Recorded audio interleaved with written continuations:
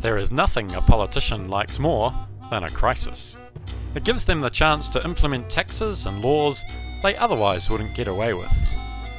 Political parties on both sides of the House are falling over each other, trying to introduce a raft of new taxes and costs in the name of the latest crisis, climate change. The debate on climate change is over, at least according to the politicians. The science is closed. A remarkable statement from anyone claiming to be a scientist, because science normally starts with a hypothesis that is tested in the real world to find evidence. Over time, in most areas of science, new or additional hypotheses are similarly tried and tested. Governments around the world seized on climate change as a way of taxing people more. So far, the aims of these taxes do not seem to be to reduce or stop climate change. Instead, a financial merry-go-round has been created with no accountability, with various parties exempting their favourite lobby group from their proposed schemes. Left-wing parties intend to subsidise the poor, and the right-wing parties will subsidise farming groups and business, which makes you wonder how big this crisis really is. So how is the politics of climate change going to affect you?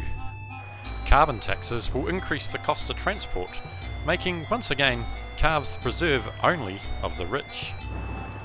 Trains and buses also rely on energy, and with energy prices guaranteed to rise with restrictions on fossil fuel powered energy, public transport costs will also rise.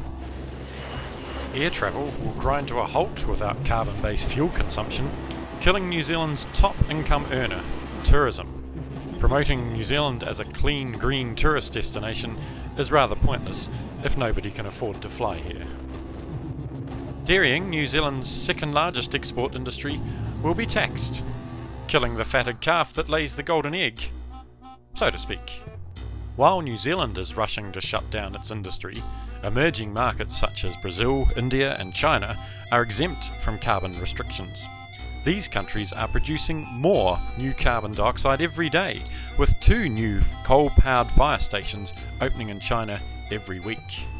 The carbon trading scheme that the government is imposing on us is going to result in countries like Russia and Nigeria selling us their carbon sinks.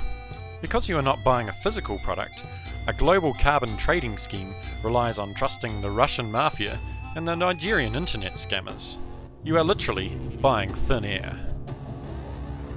Even in the most scaremongering climate scenarios, if New Zealand shut down its entire economy tomorrow, it would reduce global warming by 0.003 degrees over the next century. Our children will not thank us for shutting down New Zealand's economy.